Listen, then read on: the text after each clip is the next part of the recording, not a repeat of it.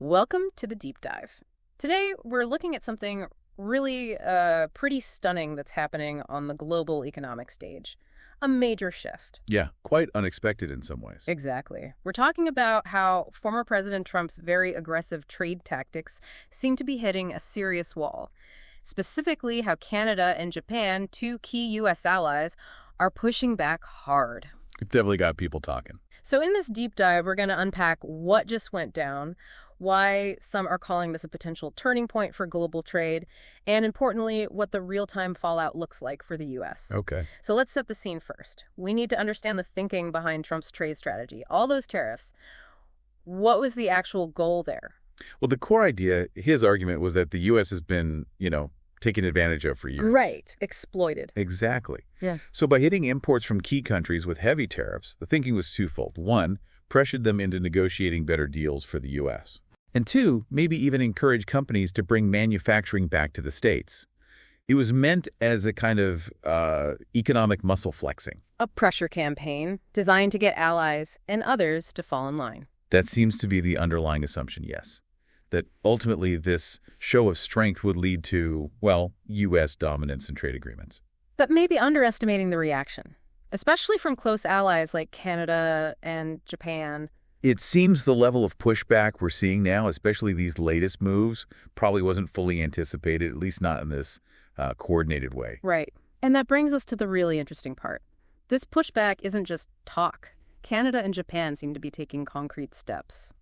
Let's start with Canada, our biggest trading partner, right? What have they done? Well, it's pretty significant. They've officially hit pause on talks for several major joint economic projects with the U.S. Paused. Okay. And their trade ministry put out a statement. It expressed deep regret about the unilateral U.S. tariffs. But the real kicker was the phrase they used. Which? They said they'd be reevaluating the reliability of the U.S. as a stable economic partner. Wow. Reevaluating reliability. That's strong stuff between allies. What does that signal, really? It's fascinating, isn't it? Language like that is almost unprecedented. It suggests Canada isn't just annoyed. They're fundamentally questioning if they can count on the U.S. economically long term. Like a structural crack, maybe? It could be. It implies they're seriously looking at their options, maybe diversifying away from such heavy reliance on the U.S. market.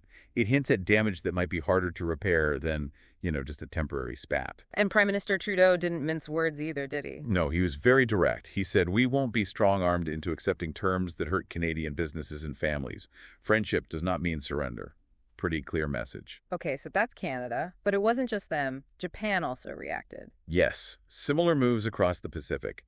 Japanese officials confirmed they've put plans on hold indefinitely, specifically expanding some tech partnerships and agricultural imports from the U.S. Indefinitely. And was their reasoning similar? The unpredictability? Exactly. Japan's finance minister was unusually blunt about it. He said the unpredictable U.S. tariff situation makes it nearly impossible for Japanese companies to confidently invest in the American market right now. Nearly impossible. So, connecting the dots here, are they just pausing, or are they actively looking for other partners? The sources suggest they're doing more than just pausing. Quietly, perhaps, but actively, Japan is deepening trade relationships with the European Union and Australia. And reason given. These partnerships apparently come with fewer political risks. So it's not just a reaction. It looks like a strategic shift towards relationships they see as more stable. Fewer political risks. That says a lot. Okay, so we've got the diplomatic sides, the strategic shifts, but let's bring it home. For you listening, what does this actually mean for American businesses, workers, the economy? Yeah, the potential economic fallout is, it could be massive if Canada and Japan really start redirecting significant amounts of trade and investment. Billions of dollars. Yeah. Potentially, yes.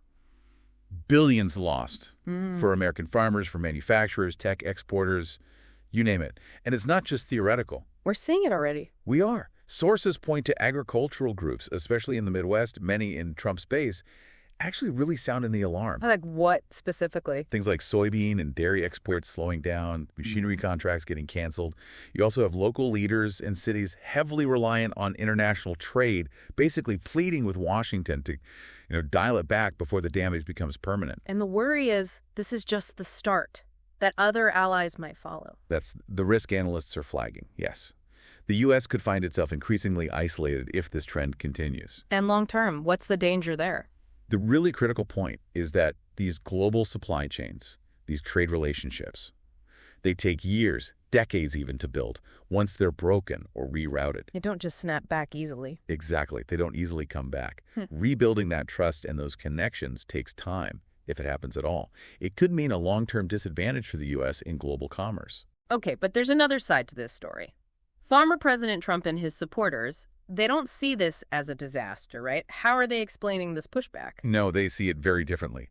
Trump himself has doubled down, basically dismissing the reactions as expected tantrums. Tantrums? Yes, tantrums from weak nations who want to continue ripping us off, is how he reportedly put it. His argument remains that America has to fight now, accept some short-term pain, to get much better deals down the road. So it's a necessary fight, in their view, even if it hurts now. That's the narrative, a necessary battle for a stronger, long-term American position. Which, of course, raises the big question. Is this actually a shrewd, long-term negotiation strategy? Or is it, as critics are saying, more like a self-inflicted economic sabotage? And that leads to the core irony here, doesn't it? How so? Well, Trump built this image as the ultimate deal maker, right? The one who could use leverage and sheer will to bend other countries to America's advantage. Right, the master negotiator. Yet here we have two of the U.S.'s closest, most important allies countries linked by defense treaties, shared values, huge trade volumes, essentially walking away from the table because of these tactics. Canada and Japan. Exactly.